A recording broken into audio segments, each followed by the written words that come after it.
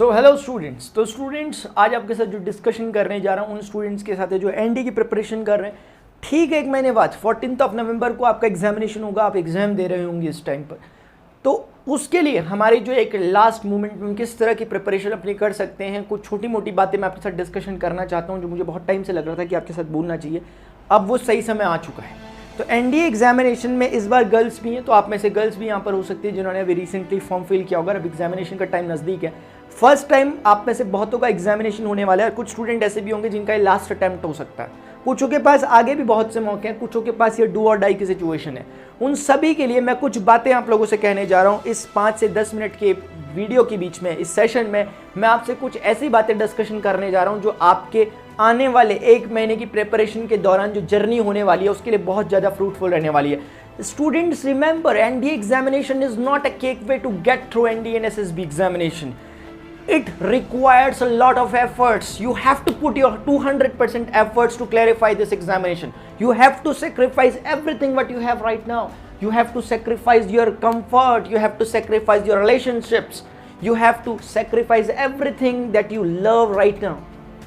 Students, this examination requires courage rather than intelligence. ये examination एक ऐसा एग्जामिनेशन है जो सिर्फ आपसे डिमांड करता है एक हिम्मत की, एक जज्बे की, एक दम की। ये कहता है दम है तो आना वरना चले जाना। ये एग्जामिनेशन जिसकी आप प्रिपरेशन कर रहे हो ये एक jack of all trade students की चाहत रखता है। ये एक इंजीनियर को नहीं चाहता ये एग्जाम, ये एक मेडिकल एस्पिरेंट को नहीं चाहता ये एग्जामिनेशन। ये नहीं चाहता कि आप हिस्ट्री स्कॉलर हो या आप इंग्लिश लिटरेचर में महारत हासिल की हो आपने। ये चाहते हैं कि आप जैक ऑफ ऑल ट्रेड हो, आपको हर ट्रेड के बारे में थोड़ी थोड़ी जानकारी, एवरेज स्टूडेंट आप हो एटलीस्ट, आपको हर चीज के बारे में। तभी तो इसकी एग्जामिनेशन का जो शेड्यूल है उसमें जो मार्किंग स्कीम है वो क्या कहती है, 25% एलिजिबिलिटी, 1/4 आपको एटलीस्ट होना चाहिए हर सब्जेक्ट का।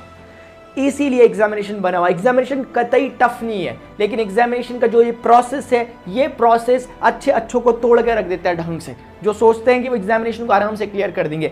एक और बात ध्यान रखना, एनडीए सिर्फ रिटर्न की कहानी नहीं होती। रिटर्न के बाद एक अगला माहौल आता है एसएसबी का, वो इंपॉर्टेंट है जिसमें आपका इंटरव्यू और बहुत कुछ चीजें जिसमें आपकी होती है, जिसमें आपका एक कंप्लीट पर्सनैलिटी चेक आपका होता है। लेकिन उसके लिए जो फर्स्ट ऑफ ऑल जो स्क्रीनिंग टेस्ट है, जो फर्स्ट एलिजिबिलिटी है कि आप एसएसबी में जाने के लायक हो कि भी नहीं हो, कि आप इंटरव्यूअर पैनल जो होगा उसके सामने बैठने के लायक हो कि भी नहीं हो, उसको चेक करने के लिए रिटन एग्जामिनेशन होता है। और एक बहुत नॉर्मल एग्जाम ये होने वाला है। अगर आपकी प्रिपरेशन है इसमें ना दूसरे तीसरे को मत देखना। अगर आपकी प्रिपरेशन, अगर आप अपने अंदर से कॉन्फिडेंट है तो आप बहुत अच्छे से इस एग्जामिनेशन को कर भी सकते हैं और बहुत अच्छे से आपसे हो भी जाएगा। मुझे पूरा आप पर भरोसा है। देखो, इससे पहले के अटेम्प्ट बाई चांस नहीं कर पाए, नहीं क्लियर हो पाया उसमें, तो अभी अंडर कॉन्फिडेंस जाने की जरूरत नहीं है, ठीक है ना। कई बार ऐसा होता है कि लास्ट का जो मौका होता है अच्छे स्टूडेंट उसी में फोड़ते हैं ढंग से, पहली रैंक तक ले आते हैं उसमें। बस बात यही है कि आपको हार नहीं माननी। मार्कला एंजेलो ऐसा कहती है कि you may defeat many times but you must not be defeated. आप बहुत बार हार सकते हैं लेकिन आपको हार माननी नहीं है। आप हारे हो सकते हैं दुनिया की नज़र में कि यार एग्जाम नहीं निकला, हार गया, लेकिन आपको अपनी हार नहीं मानना। असफलता सफलता की क्या है, सीढ़ी है, पहली सीढ़ी है। आपको सीढ़ियाँ चढ़ते हुए जानी है। असफल होने कोई बात नहीं, ये एक बात है जो बता रही है कि हाँ असफल हुए तो सफल हो सकते हैं। ये सीढ़ी है कि सीढ़ी में चढ़कर आप ऊपर जा सकते हैं या आप नीचे ही बैठे रह सकते हैं। ये टोटली आप पर डिपेंड करता है। स्टूडेंट, कुछ बातें मैं आपके साथ डिस्कशन करने जा रहा हूँ। यहाँ पर खड़े होना अपने को, यहाँ पर लीडरशिप ड्रिवन एग्जामिनेशन है, ध्यान रखना। एक लीडर को चाहने वाला एग्जामिनेशन है। उस तरह की सोच रखना, नेगेटिव थिंकिंग तो आनी भी नहीं चाहिए। जिस समय आपके माइंड पर नेगेटिव थिंकिंग आ रही है सोच लो आप एग्जामिनेशन के लायक ही नहीं हो, चाहे आप एग्जामिनेशन रिटर्न निकाल भी क्यों ना लो। ये पूरा एग्जामिनेशन उस टाइम का कि आखिरी क्षण तक, आखिरी समय तक आपके बीच में इतना जबरदस्त कॉन्फिडेंस होना चाहिए कि आप जो आपके सामने आया आप फोड़ दो सब कुछ, चाहे वो एग्जामिनेशन हो चाहे वो कुछ भी हो। बस इस तरह का जज्बा अपने भीतर हमेशा चाहिए। ये एक छोटा सा मार्किंग स्कीम का पैटर्न है। कितना इजी सा पेपर है आप बताओ। कोई ऐसा नहीं है कि ट्रिक्स लगानी है, कोई ऐसा नहीं है कि टाइम अपने को कम मिला हुआ, बहुत सफिशिएंट टाइम मिलता है। एग्जामिनेशन का 2 पार्ट में होता है, एक मैथमेटिक्स, एक जीएटी का जनरल एप्टीट्यूड टेस्ट या जनरल एबिलिटी टेस्ट इसे कह सकते हैं। ये मैथमेटिक्स का पेपर 1 होता है। मैथमेटिक्स पेपर 1 और जीएटी पेपर 2 कहलाता है, जिसमें थोड़ा सा ब्रेक आपको मिलता है रास्ते में। जीएटी सिर्फ एक एग्जाम नहीं होता, इसके अंदर 2, 4, 5 सब्जेक्ट आपके आ रहे होते हैं। इंग्लिश इसमें आ रहा होता है, जीएस जनरल साइंस इसमें आ रही थी, करंट अफेयर्स इसमें आ रहा होता है, फिजिक्स, केमिस्ट्री, बायोलॉजी इसमें आ रहे होते हैं। थोड़ा बहुत इसमें इकोनॉमिक्स का पोर्शन, थोड़ा बहुत जो पॉलिटिक्स का उसका पॉलिटिकल साइंस का पोर्शन आ रहा होता है। कुल मिलाकर 600 मार्क्स का पेपर होता है। नंबर ऑफ क्वेश्चंस आपके पास 150 होते हैं। आप हिसाब लगा लेना कि कितने मार्क्स का क्या क्या होता है। इन्होंने बता रखा है ड्यूरेशन ऑफ टाइम्स आवर्स में आपको दे रखे हैं, 2.5 घंटे के दोनों पेपर होते हैं। मैथमेटिक्स एक अकेला इकलौता पेपर है जो प्योर मैथमेटिक्स ही मैथमेटिक्स इसमें आती है। 300 मार्क्स का पेपर होता है, 2.5 घंटे आपको फिर से इसमें मिलते हैं और आप इसे आसानी से क्लियर कर सकते हो। सिर्फ 120 क्वेश्चन होते हैं। बहुत टफ एग्जामिनेशन बिल्कुल नहीं होता, बहुत इजी एग्जामिनेशन होता है। ये आपको हर तरह से टटोल रहा होता है। मेरा कहने का मतलब ये है, मैथमेटिक्स में कहीं पर ऐसा क्वेश्चन आ सकता है जो करने के लिए तो इजी हो लेकिन वो टाइम कंज्यूमिंग हो, तो आपको ऐसे क्वेश्चन को क्विट भी करा जा सकता है, ऐसे क्वेश्चन को छोड़ा जा सकता है, सेकंड प्रेफरेंस में उसे रखा जा सकता है उस समय के लिए। ये सोचकर कि इस क्वेश्चन को हम जब बाकी निपटा लेंगे तब आएंगे। एक जो सबसे बड़ी सिली मिस्टेक होती है इस एग्जामिनेशन के दौरान, अभी डिस्कस कर लेता हूँ, बाद में मौका नहीं मिलेगा। मैथमेटिक्स जैसा पेपर देते समय स्टूडेंट्स क्या करते हैं, शुरुआत से सोचते हैं हमारे हर क्वेश्चन करें, हर क्वेश्चन करें, हर क्वेश्चन करें। अच्छी बात है, हर क्वेश्चन करना चाहते हो, लेकिन इस चक्कर में बताऊँ क्या होता है, वो एक्स्ट्रा टाइम यहाँ पर पुट कर देते हैं जिसकी रिक्वायरमेंट नहीं होती। आगे आने वाले क्वेश्चन ऐसे होते थे लास्ट में इसमें कि जिनको सिर्फ देखना होता है और आंसर आपको डायरेक्टली समझ में आ जाता है। आपकी प्रैक्टिस आपसे क्वेश्चन को सिर्फ देखकर ही टिक मरवा देती थी, लेकिन उन क्वेश्चन तक हम पहुंच ही नहीं पाते। और उन क्वेश्चन तक अगर हम पहुंच ही नहीं पाते तो वो अच्छे खासे क्वेश्चन जिनमें 1 मिनट में आप 5 क्वेश्चन कर लेते हैं, वो क्वेश्चन हम छोड़ के आते हैं। क्यों? क्योंकि हमने एक क्वेश्चन को पीछे 5 मिनट का टाइम दे दिया था। तो वहां पर अपना ईगो सामने नहीं आना चाहिए। कभी कभी क्या होता है, कोई क्वेश्चन आ गया, एक सिंपल रेंज का क्वेश्चन आ गया, हम बोल रहे हैं अरे रेंज का क्वेश्चन हम नहीं कर पाएंगे, ये रेंज और हम इस क्वेश्चन को नहीं कर पाएंगे। हमारा ईगो वहां पर आ जाता है सामने और हम उस क्वेश्चन के पीछे पड़ जाते हैं, हाथ पैर धो के और नहा धो के। हम उस क्वेश्चन को पूरी करने की कोशिश करते हैं और वो होता नहीं है। वो उनकी एक चाल है, उन्होंने क्वेश्चन को फेंका इसलिए ताकि वो क्वेश्चन रहे तो इजी लेकिन कैलकुलेटिव रहे। कैलकुलेटिव रहेगा तो आप एक तरफ से तो जीत गए, आपने आंसर निकाल दिया, लेकिन दूसरी तरफ से आप हार गए, आपने टाइम का ध्यान नहीं रखा। इसलिए स्पीड एक्यूरेसी दोनों मायने रखती है और वो दोनों तभी हो पाएगा जब कुछ इसकी प्रैक्टिस पहले से करेंगे, प्रीवियस ईयर क्वेश्चंस को देखेंगे, मॉक टेस्ट एनालाइज करेंगे, तभी आप इन चीज़ों को अच्छे से कवर कर सकते हैं। जीएटी का पोर्शन ये है, मैं इनमें ज़्यादा नहीं कहना चाहता। जीएटी के पोर्शन में जो एक सब्जेक्ट रहता है थोड़ा सा जो गेम चेंजर रहता है वो इंग्लिश का सब्जेक्ट भी है। बाकी सब्जेक्ट को लोग प्रिपेयर भी कर लेते हैं। इंग्लिश के लिए आपको वोकेबुलरी अपनी स्ट्रॉन्ग करनी होती है, कॉम्प्रिहेंशंस आपको आने चाहिए। प्रीवियस क्वेश्चन में जितना ज़्यादा प्रैक्टिस हो सके अपने में करनी चाहिए। न्यूज़पेपर को पढ़ने के लिए इसलिए कहा जाता है ताकि आप साथ ही साथ करंट अफेयर से भी अवेयर रहें और आपकी इंग्लिश में भी इंप्रूवमेंट आए। इंग्लिश कहने का मतलब यहाँ पर कोई वोकल इंग्लिश से मतलब नहीं होता। यहाँ पर आपकी इंग्लिश ग्रामर अगर बहुत स्ट्रॉन्ग है तो आप सब कुछ आसानी से निपटा सकते हो। क्लास 10th की या जहाँ पर भी आपको इंग्लिश ग्रामर जो कि इसके रेलेवेंट मिल रहा है उसको पढ़ने की कोशिश करें। कुछ रूल्स, कुछ फंडे जो होते हैं उन्हें क्लियर कर लें। 2 4 5 अगर आप पेपर देखेंगे आपको समझ में आ जाएगा कि इनकी टेंडेंसी क्या है, इनकी साइकोलॉजी क्या है इंग्लिश के पेपर में। ऐसे ही सभी पेपर में समझ में आ सकता है। साइंस जैसा जो सब्जेक्ट होता है जिसमें फिजिक्स, केमिस्ट्री, बायोलॉजी आता है, एक कोर ऊपर से ऊपरी नॉलेज इसमें पूछा जाता है। कोई डीप में जाकर आपसे चीज़ें नहीं पूछी जाती है। जेईई मेंस का एग्जामिनेशन नहीं हो रहा है, यहाँ इन्हें कोई इंजीनियर नहीं चाहिए, यहाँ पर इन्हें जैक ऑफ ऑल ट्रेड चाहिए। ये बात हमेशा ध्यान में रखना। इन्हें चाहिए कि कोर नॉलेज आपको इलेक्ट्रोमैग्नेटिक वेव्स की पैटर्न सामने रख देंगे कि gamma rays, X rays, blue ultraviolet rays, infrared rays, बोलेंगे फ्रीक्वेंसी के ऑर्डर में लगाओ, या बोल देंगे कि ये सभी की सभी इलेक्ट्रोमैग्नेटिक वेव्स अगर चल रही हैं तो इनकी स्पीड क्या क्या होगी, किसकी ज़्यादा होगी, किसकी कम होगी। ये कुछ बातें। ऑप्टिक्स के कोई छोटे मोटे क्वेश्चन आपसे पूछ ले, वर्क, पावर एंड एनर्जी की कुछ छोटी मोटी डेफिनेशन से रिगार्डिंग आपसे फॉर्मूला पूछ ले, W = F vector dot S vector, यानी कि इस पर एक छोटा सा क्वेश्चन बना ले कि वर्क डन 0 कब हो जाता होगा, जब आपका थीटा 90 डिग्री होता है, आप समझ जाएंगे। ऐसे ही आपसे रोटेशनल मोशन, टॉर्क पर क्वेश्चन पूछ ले, हैवी क्वेश्चन नहीं, टॉर्क के सिर्फ फॉर्मूला बेस्ड क्वेश्चन आपसे पूछ ले, फार साइन थीटा टाइप के, इतना ही बस, ज़्यादा टफ नहीं होता यहाँ पर, बहुत ईजी पेपर होने वाला है। इसीलिए स्टूडेंट ध्यान रखना, आपको कोर नॉलेज आपका बहुत क्लियर होना चाहिए। जो भी सब्जेक्ट पढ़ रहे हो, अगर आप 11th में या 12th में पढ़ते हो तो 11th 12th में ऐसी रेफरेंस बुक जिसमें 1 मार्कर क्वेश्चन होता है उन्हें मिस मत करना। मैं अगर नाम ही ले लूँ, प्रदीप पब्लिकेशन या मॉडर्न ABC जैसी जो बुक्स होती हैं, इनमें वो जगह हैं जहाँ पर 1 मार्कर टाइप के क्वेश्चन होते हैं, उन्हें जरूर पढ़ ले। वो बहुत क्रक्स है। करंट इलेक्ट्रिसिटी से बहुत बड़ी भारी चीज़ें नहीं पूछने वाले आपसे। ड्रिफ्ट वेलोसिटी I = NE/AVD वाला फॉर्मूला यूज करवा कर कुछ छोटी सी चीज पूछ लेंगे आपसे। आपसे मोबिलिटी की डेफिनेशन, कुछ छोटी सी चीज़ों में आपसे मोबिलिटी डिस्कस कर लेंगे। इतनी ही छोटी मोटी बातें यहाँ पर हो सकती हैं, बहुत टफ यहाँ पर नहीं होता। बायो सेवर्ट का लॉ है, सिर्फ लॉ पर बेस्ड बातें पूछ लेंगे आपसे, म्यू नॉट 4 पाई IBL sin थीटा, इस पर सिर्फ बातें आपसे डिस्कस की जा सकती है, अंदर तक जाकर बातें नहीं पूछी जाती। और अगर आपने 12th के स्टूडेंट हो, यहाँ तक ऑलमोस्ट आप बहुत कुछ पढ़ चुके होंगे, एक कोर नॉलेज, सिर्फ मैं बार बार कह रहा हूँ 12th अगर आप कर चुके हो तो आपका तो यार आपने तो 12th की बोर्ड की प्रिपरेशन की होगी, तो अच्छा खासा कोर नॉलेज एटलीस्ट होगा। मैं डीप की बात नहीं कर रहा, ये नहीं कि यार डेरिवेशन का हर एक स्टेप, हर एक क्यों क्या का आंसर आपको पता होना चाहिए ना, उतना रिक्वायरमेंट अभी नहीं है, ये एक छोटी सी बात है। जनरल साइंस, हिस्ट्री, ज्योग्राफी जैसे सब्जेक्ट अगर आपको पढ़ने तो उसके लिए बहुत सारी मार्केट में बुक्स आती है, लेकिन ऐसी बुक पकड़ो जो बड़ी क्रिस्प हो। ल्यूसेंट में हमेशा रिकमेंड करता हूँ ऐसी बुक जिसमें 1 liner question 1 liner answer, 1 liner question 1 liner answer हो। 2-4 प्रीवियस ईयर के क्वेश्चन पेपर उठाओ, आपको अपने आप समझ आ जाएगा आपको क्या पढ़ना है क्या नहीं पढ़ना। रिटन एग्जामिनेशन में जो मार्किंग स्कीम है for correct answer, for incorrect answer, वो इस तरह से दी गई है कि मैथमेटिक्स में 2.5 2.5 नंबर मिलता है एक सही आंसर का, है ना। तो अब हिसाब किताब लगा लो, 150 क्वेश्चन होते हैं, 15 दूनी 30, 300 मार्क्स का आपका पेपर होता है। -0.83 की नेगेटिव मार्किंग होती है अगर आपने क्वेश्चन छेड़ा और आंसर गलत निकला। अगर क्वेश्चन छेड़ते नहीं हो, क्वेश्चन अनआंसर्ड रह गया, तो आपके नंबर नहीं कटते उसमें कुछ, अदरवाइज नेगेटिव मार्किंग होती है। ध्यान रखना, कहीं ऐसा नहीं कि सब पे गोले मार के आ जाना BB और CC करके, आपके नेगेटिव मार्किंग भी कटती है। जो अच्छे खासे क्वेश्चन किए होंगे वो मेहनत भी बेकार चली जाएगी। जहाँ पर बहुत श्योरिटी हो, जहाँ पर 75% चांसेस हो कि आप सही सोच रहे हैं, वहाँ पर एक बारी के लिए फिर नेगेटिव मार्किंग का रिस्क लेते हुए तुक्का मार भी देना, ठीक है ना। लेकिन वो बहुत कम की बात होनी चाहिए। ऐसा तो नहीं कि इसके बाद तुक्का मारे कैसे वाली ट्रिक देख रहे, ऐसा देखने से कुछ नहीं होने वाला। ये देख लो जनरल एबिलिटी टेस्ट का मार्क्स पर क्वेश्चन, इसलिए रिस्क मत लेना। और एक और बात ध्यान रखना, हर सब्जेक्ट में 25% की एलिजिबिलिटी है। 25% एटलीस्ट आपको लाने होंगे किसी भी एग्जामिनेशन को क्लियर करने के लिए।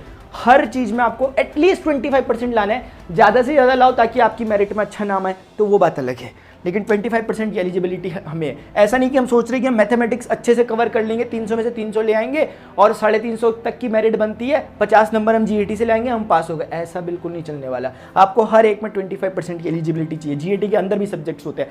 जो लास्ट बात है but not the least, what to do now. आपके पास जो स्टूडेंट्स एग्जामिनेशन के टाइम बचा, बहुत कम बचा है, तकरीबन 1 महीना, और ये वही महीना है जो असलियत में जांचेगा। अब स्टूडेंट्स कितने, देखो एक बात बताओ, फैक्ट बताओ, पिछले साल 5.5 ये NDA 1 हुआ था, 5.5 लोगों ने इसका फॉर्म भरा था, 2.5 लाख लोग एग्जाम देने गए थे। 2.5 लाख तो ऐसे ही हालत खराब हो गई, एग्जामिनेशन देने ही नहीं जा पाए। वो बात अलग है, कुछ पेंडेमिक वगैरह चल रहा था, उसकी सिचुएशन कुछ अलग है, लेकिन सोचो कि 50% जनता तो ऐसी बाहर हो गई।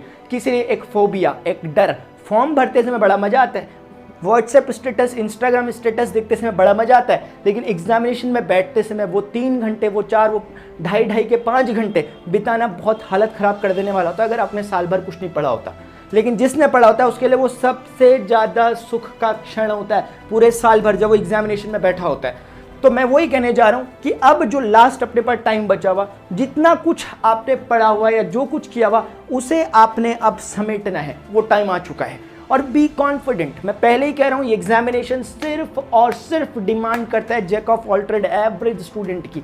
आप अभी भी अगर भरोसा रखते हैं, 1 महीने में आप सब कुछ कवर कर सकते हैं बहुत आसानी से, और वो मैं बताता हूँ आप कैसे कर सकते हैं। एक बात जो मैं रास्ते में भूल रहा हूँ, मैं बाद में बता दूंगा।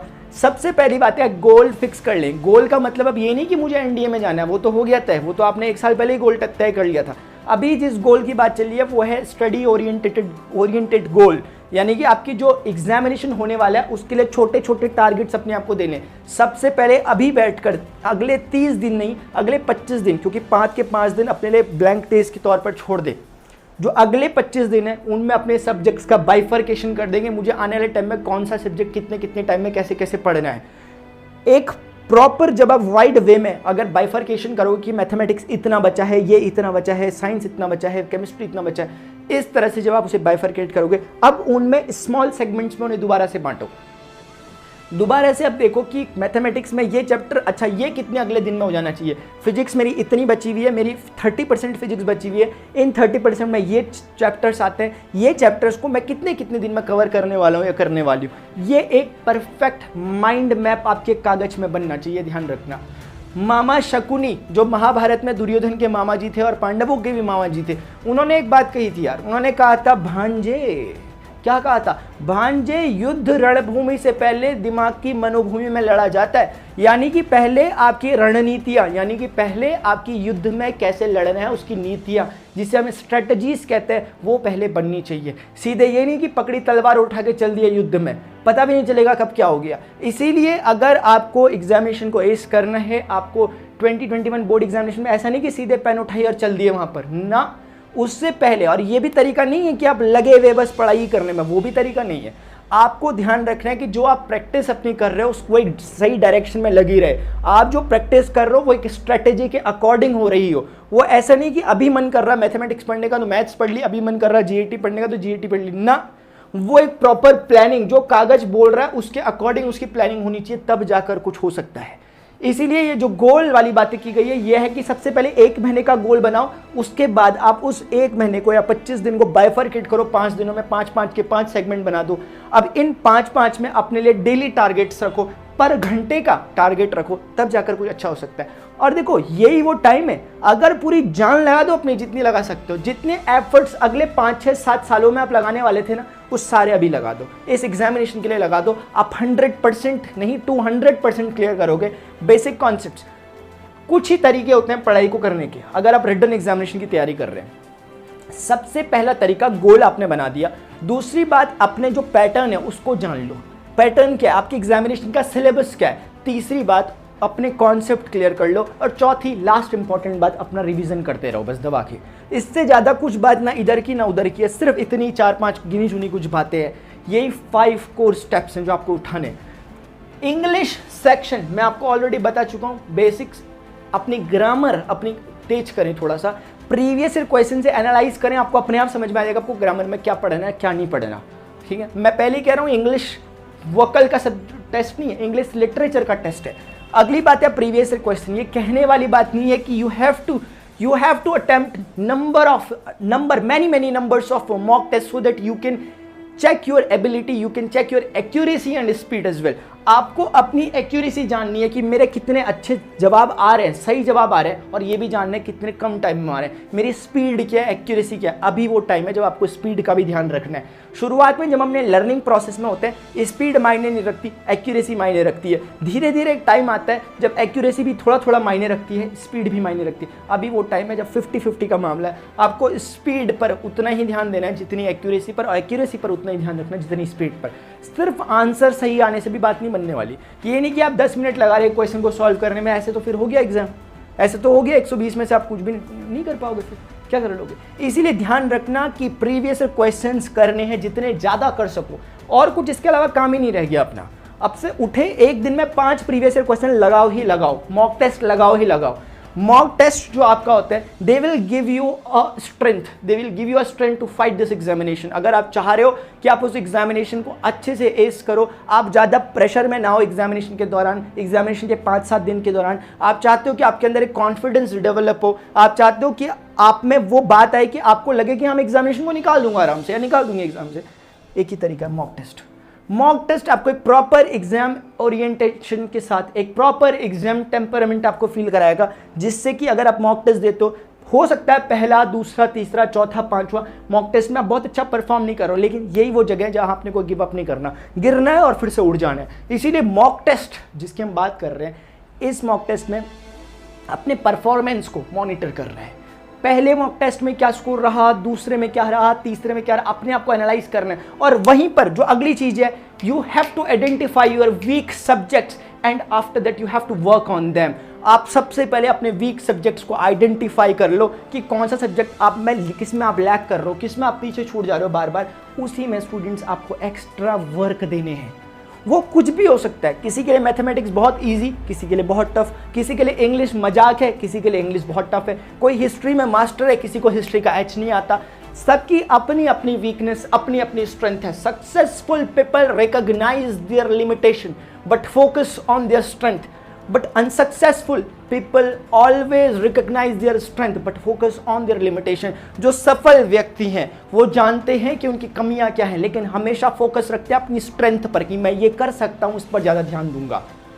वहीं जो असफल व्यक्ति हैं वो जानते तो हैं कि उनकी बहुत सी शक्तियां हैं, वो जानते हैं, लेकिन उनका फोकस हमेशा नेगेटिव चीज़ों पर, अपनी उन चीज़ों पर रहता है जो उनकी लिमिटेशन है। वो हमेशा इसी बात पर फोकस करेंगे कि यार मेरे पास इस चीज़ की कमी है, मैं हिंदी मीडियम से हूँ, मेरी फैमिली स्ट्रक्चर सही नहीं है, फाइनेंशियल प्रॉब्लम है, मेरे अड़ोस पड़ोस में कोचिंग सेंटर अवेलेबल नहीं है। 50 तरह की बातें, 50 तरह के एक्सक्यूजेस उनके पास पहले से हैं। कुछ स्टूडेंट ऐसे भी होंगे जिन्होंने पहले ही सोच लिया होगा कि मेरा जब नहीं निकलेगा ना, उन्होंने 50 बहाने अभी से सोच लिए होंगे। एग्जाम दिया नहीं अभी, पहले ही सोच लिया होगा कि हाँ नहीं होगा तो मैं ये वाला बहाना मार दूंगा कि मौसी की बेटी की लड़के की शादी में मैं गया था, वहां पर इसके कारण मेरा ये नहीं हो पाया, बीच में कोविड आया था जिसके कारण नहीं हो पाया, और मुझे तो कोई अच्छे टीचर ही नहीं मिले थे, नहीं हो पाया। लेकिन जो करने वाला होगा वो किसी को एक्सक्यूज देने के लिए नहीं बैठा हुआ, उसका सीधा सीधा जो इंट्रोगेशन चल रहा है अपने साथ चल रहा है, वो किसी को नहीं देने वाला एक्सक्यूज।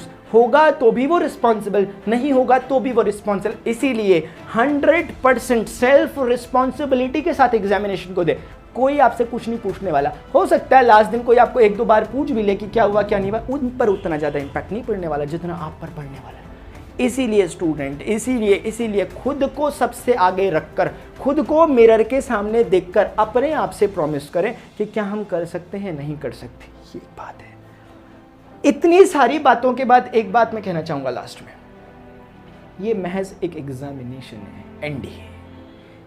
ये सिर्फ ये देखना चाह रहा कि जिस चीज की आप डिजायर कर रहे हो कि are you deserving for that, आप जिसके लिए चाहते हो क्या आप उसकी जिसकी चाहत रखते हो क्या आप उसके लिए सच में डिजर्व करते भी हो यार क्या। ये सिर्फ उस बात का टेस्ट है, ये सिर्फ उस बात का एनालिसिस है यूपीएससी की ओर से। मुझे कहना नहीं चाहिए लेकिन मैं कह रहा हूं एक बात, अभी नहीं कहना चाहिए था मुझे लेकिन मैं फिर भी कह रहा हूं, हो सकता है आपका लास्ट अटेम्प्ट, हो सकता है आप में कुछ प्रेशर्स हो सकता है आप में फाइनेंशियल प्रेशर हो, फाइनेंशियल इश्यूज हो घर की तरफ से, फैमिली इश्यूज हो आपकी तरफ से, आपके कहीं कमिटमेंट हुए हो वो वाले इश्यूज हो आपकी तरफ से, आप में बर्डन हो, आप में लोड हो। लेकिन ध्यान रखना कि जो हीरा रहता है ना, डायमंड, वो बहुत अधिक दाब के, बहुत अधिक प्रेशर के बाद ही मिलता है, बहुत अधिक ताप के बाद ही मिलता है, बहुत तपना पड़ता है उसे। शुरुआत में कोयले ही मिलते हैं, जमीन खुदो तो बहुत अधिक गहराई में, बहुत अधिक फिट नीचे जाने पर ही हमें हीरे मिलते हैं। गोताखोर भी जब ना मोती ढूंढता है तो इतनी आसानी से उसे नहीं मिल जाते, बहुत नीचे उसे जाना पड़ता है। और ऐसा भी नहीं कि नीचे जाकर मिल ही जाएगा, बहुत बार उसे खाली हाथ भी लौट कर आना पड़ता है, तब जाकर कभी एक बार उसे मोती उसके हाथ लगते हैं, और उन मोतियों का मजा ही कुछ और होता है। चींटी का सुना हुआ आपने, जब शिशु पिपीलिका चढ़ती दीवारों पर 100 बार फिसलती है, मेहनत हर बार उसकी नाकाम नहीं होती, कोशिश करने वालों की कभी हार नहीं होती। इंपॉर्टेंट क्या है एग्जामिनेशन निकलना, इंपॉर्टेंट क्या है आपका एनडीए ऑफिसर बनना ना, प्रोसेस इंपॉर्टेंट है। क्या सोचते हैं आप कि एग्जामिनेशन निकाल कर जो ये क्वेश्चन आप कर एग्जामिनेशन में जा रहे हो, एनडीए में जब ऑफिसर बनोगे ये क्वेश्चन काम आएगा ना। आप पूछते हैं अक्सर कि हम डिफरेंशिएशन पढ़ रहे, इंटीग्रेशन पढ़ रहे, ट्रिगोनोमेट्री पढ़ रहे, हम पढ़ रहे कि राउंड टेबल सम्मेलन कब हुआ था, कॉन्फ्रेंस कब हुई थी, हमें इसका फायदा क्या फ्यूचर लाइफ में। सुने, 3 तरह के लोग दुनिया में पाए जाते हैं, 1% के एक लोग, 98% के एक प्रकार के लोग, और 1 और % के एक प्रकार के लोग।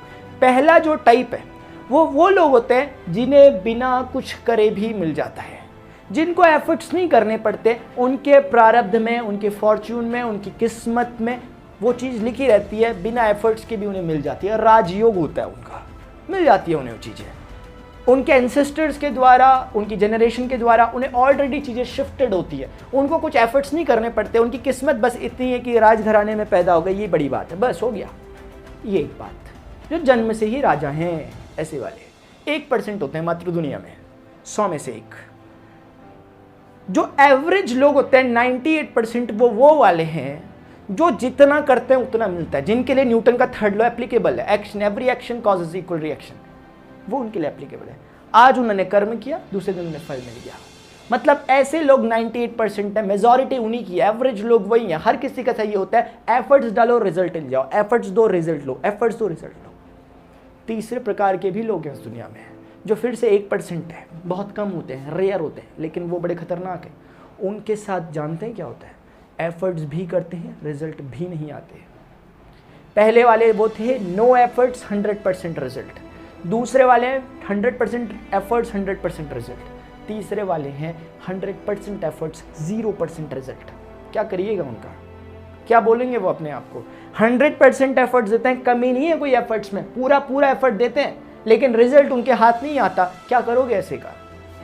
जानते हैं आप कि जो लक्ष्य है तीनों के तीनों में, हम कह रहे हैं कि एफर्ट्स देते रिजल्ट मिलता है, आप उन्होंने तैयारी करी, आंसर आ गया, रिजल्ट मिल गया उन्हें, अब वो खुश। आपको जानते हैं आप कि असली मजा ना लक्ष्य का नहीं होता। आपको एनडीए ऑफिसर बनना है, आप यहाँ हैं एनडीए ऑफिसर का, यहाँ पर आपकी सीट है, आपको यहाँ से यहाँ पहुँचना है। आप जानते हैं इंपॉर्टेंट क्या? इंपॉर्टेंट हमेशा वही क्षण रहता है जब आप चल रहे होते हैं। ये जो बीच का प्रोसेस है, जब आप मूव कर रहे हो अपने इसकी तरफ, ये इंपॉर्टेंट है, क्योंकि जब आप यहाँ पहुँच जाओगे, ये फिर से एक ऐसी जगह है जो आपका डेस्टिनेशन था, और डेस्टिनेशन या लक्ष्य या अपना जो टारगेट रहता है, वहाँ जाकर इंसान अक्सर अलसा जाता है, वहाँ जाकर इंसान आराम करता है, क्योंकि उसने वो चीज़ें पाली जिसकी वो कल्पनाएं करता था। इंपॉर्टेंट है ये वाला प्रोसेस, ये प्रोसेस। तो इसीलिए इंपॉर्टेंट पूरी कहानी में जानते हैं क्या? यहाँ पहुँचना नहीं, ये चलना इंपॉर्टेंट है, ये चलना इंपॉर्टेंट है, ये जर्नी इंपॉर्टेंट है। ये जो लोग यहाँ आज पहुँचे भी है ना, आपको पता है, खुश इस बात से नहीं होते कि हम ये हैं, खुश इस बात से होते कि अरे हमने उस तरफ उस समय वो टाइप की प्रिपरेशन की थी। प्रिपरेशन, अपनी उस प्रिपरेशन के हवाले देते हैं कि हमने इतने इतने घंटे पढ़ाई की थी, उसके हवाले देते हैं। मज़ा उनको इसमें नहीं है आज, मज़ा उनको इस जर्नी में था। हर किसी के साथ ये होता है। Education is journey not a destination. Even life is a journey not a destination. जगत में जिसमें हम जी रहे हैं, जगत मतलब जिसमें गति है, हम इससे ऐसे जगत में जी रहे हैं। जब गति है तभी तक मजा है, जब गति नहीं है, जब रुक गए, चाहे वो आप स्टार्ट कर रहे हो या फिनिश कर रहे हो, दोनों जगह रुकावट है, दोनों जगह रुकावट है। कहने का मतलब है दोनों जगह स्टेबिलिटी मेंटेन हो गई। स्टेबिलिटी जिंदगी नहीं है, अनस्टेबिलिटी जिंदगी। अनस्टेबिलिटी मतलब, स्टेबल मतलब रुके हुए, अनस्टेबल मतलब वो बात है। आपके लिए स्टूडेंट्स, अनअकैडमी एजुकेटर में हूँ, अनअकैडमी में एजुकेट कर रहा हूँ, मैथमेटिक्स पढ़ा हूँ। आज 14 सितंबर से आज हमारी क्लास स्टार्ट हो रही है। फर्स्ट प्लस क्लास आज हमारी लगने वाली है। प्लस क्लास वो होती है जिसमें सब्सक्रिप्शन स्टूडेंट्स ने लिया होता है। फ्री क्लासेस मेरी अभी तक चल रही थी, अनअकैडमी लर्निंग ऐप पर भी और मेरे चैनल पर भी, वो तो चलती हैं, वो चलेंगी। सबसे पहली बात, मॉक टेस्ट की मैं बातें कर रहा था। मॉक टेस्ट के लिए आपको कुछ नहीं करना। 17 अक्टूबर को आपका मॉक टेस्ट अनअकैडमी की तरफ से लिया जाता है। हर वीक ऑलमोस्ट लिया जा रहा है क्योंकि एग्जामिनेशन नज़दीक है। इसीलिए जो अभी तक का लिया गया था वो 10 अक्टूबर को था, लास्ट वीक। आप जाकर एनालाइज करें इस एग्जामिनेशन को कि आप इसको क्या कर पा रहे हैं, और कोशिश करें कि 17 अक्टूबर वाले एग्जामिनेशन को उस तरह से ट्रीट करें जैसे आपके एनडीए का एग्जामिनेशन है, जैसे आपका वही एग्जामिनेशन है जिसके लिए आप इतनी तैयारी कर रहे हैं। तो ये उसका मॉक टेस्ट है। अपने आप को एनालाइज करने का एक बहुत सुनहरा अवसर है। अनअकैडमी लर्निंग ऐप को डाउनलोड कर ये चीज़ें कर लेना। बाई चांस कहीं पर इनवाइट कोड पूछा जाता है, अगर आपने आज तक अनअकैडमी लर्निंग ऐप यूज़ नहीं किया तो PRN31 डाल देना, वो ओपन हो जाएगा आपके सामने, फ्रीली एक्सेस कर सकते हैं। ये लाइव टेस्ट आपका होता है, ऑल इंडिया के सभी स्टूडेंट इसे दे रहे हैं, तो एक प्रॉपर वो फील आपके साथ आ सकेगा जो आपको एग्जामिनेशन में आता है। बाद में आपको अपनी रैंक वगैरह भी बता दी जाती है। ये है अनअकैडमी सब्सक्रिप्शन, उन्हीं के लिए, ध्यान से सुनिए, अभी उन्हीं के लिए बात कर रहा हूँ जिनके पास PRN31। पहले तो ये रेफरल कोड यूज़ कर हम इसमें डिडक्ट कर सकते हैं अपने अमाउंट को, जो कि 10% का डिडक्शन हो जाएगा एक्चुअल फ़ी में। अगर आप ये नहीं डालते ना तो फिर जितना था उतने में ही आपको मिलेगा। अगर भूल जाते उसे डालना तो इसे डाल सकते हैं।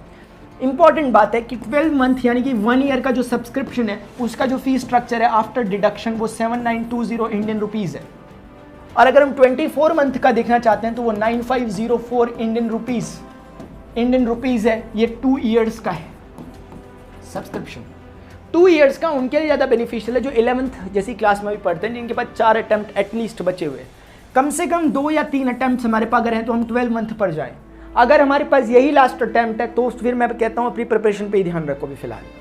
अगर आपका सिर्फ कैलकुलस पोर्शन ही छूटा हुआ तो मैं तो उसी की जिम्मेदारी ले रहा हूँ। इस मंथ मैंने कैलकुलस ही कराना है कंप्लीटली। अगर आपको लगता है कैलकुलस ही करना चाहते हो तो 1 मंथ का ले सकते हैं, अदरवाइज ये आपका लास्ट अटैम्प्ट है तो फिर अपनी प्रिपरेशन पे ध्यान रखें।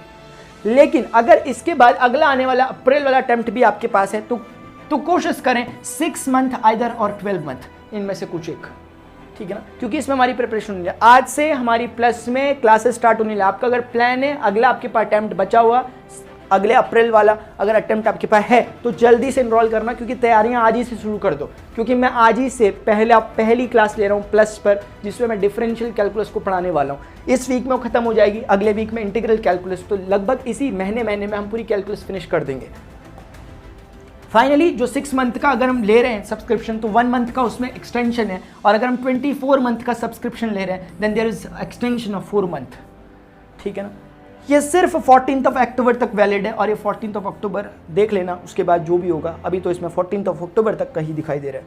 ये स्टूडेंट्स कुछ बातें, होपफुली आपको जो बातें कही वो आपके दिमाग में बसी होंगी। इंपॉर्टेंट क्या है? इंपॉर्टेंट स्टूडेंट सिर्फ सुनना नहीं होता, और ना ही इंपॉर्टेंट कहना होता है। इंपॉर्टेंट होता है सुनी हुई बात को इम्प्लीमेंट करना, इम्प्लीमेंट करना ही होता है। एक्शन आपका हमेशा इन सभी चीज़ों को सुपर इम्पोज करना चाहिए। Action speaks louder than words. आपके जो एक्शन होते हैं वो वर्ड से ज़्यादा खतरनाक होने चाहिए, और उनकी आवाज़, उनकी गूंज ज़्यादा होनी चाहिए। Standing at the foot boys looking at the sky, how can you get the boys if you never try. खड़े खड़े सोचते रहे हम, या हम बैठे बैठे, या लेटते लेटते, या मोबाइल चलाते चलाते स्टेटस में सोचते रहे हम कि हम एग्जामिनेशन को एस करेंगे, हमारे यहाँ पर स्टार्स लगेंगे, हमारे यहाँ पर स्टार्स हमारे पेरेंट्स लगा रहे होंगे, हम हंसी से खुशी से उछल कूद रहे होंगे जब अपने IMA में गए होंगे या अपनी पासिंग आउट परेड में गए होंगे। ये सब कपोल कल्पनाएं जो हैं, ये सब जो मुंगेरी लाल के हसीन सपने हैं, इन्हें साकार करने की जिद, जुनून और जोश आपके अंदर होना भी चाहिए स्टूडेंट्स, अदरवाइज कोई फ़ायदा नहीं होता इन सब चीज़ों का। अभी के लिए इतना ही। मैं पूरी उम्मीद करूंगा कि मुझे एग्जामिनेशन क्लियर करने के बाद, रिटर्न के बाद आपका कॉल आए, और मैं यहाँ पर खड़ा होकर आपसे बातचीत करूं लाइव जनता के सामने, सभी को बताऊं कि उन्होंने इस दिन ये लेक्चर, ये सेशन, ये वीडियो अटेंड किया था, और उन्हें उस दिन उन्होंने अपने आप में कमिटमेंट किया था, और वो कमिटमेंट आज सफल हुआ। वो सफल कमिटमेंट को हम देखना चाहते हैं। ध्यान रखें, लोगों ने एक से एक कीर्तिमान रचे हैं, एक से एक कीर्तिमान, लेकिन एम्बिशियस होना पड़ता है। सिकंदर की तरह महत्वाकांक्षी होना सीखें। अगर आप कर पा रहे हैं तो आप जरूर कर पाएंगे, और ध्यान रखना आप जरूर कर सकते हैं। मुझे आपसे बड़ी उम्मीद है, जो स्क्रीन के उस तरफ से मुझे इतने देर से सुन रहे हैं, ये जरूर कुछ करने वाले बच्चे हैं। ये ऐसे वैसे नहीं हो सकते, साधारण बच्चे अब तक निकल चुके होंगे। आप हैं एक्स्ट्राऑर्डिनरी स्टूडेंट जो देख रहे हैं अभी, और मुझे चाहिए आपका वादा। नीचे कमेंट में प्रॉमिस करना मेरे से, मैं स्क्रीनशॉट खींच के एक ड्राइव में अपनी सेव करूंगा जाकर इस चीज को, कि इस स्टूडेंट ने ऐसा कहा था, मैं निकाल के दिखाऊंगा। स्टूडेंट सभी के लिए इतने, मिलते हैं अपने नेक्स्ट लेक्चर में। Till then good bye, see you, take care, Jai Hind, जय भारत। मैं खुशी से जाऊंगा,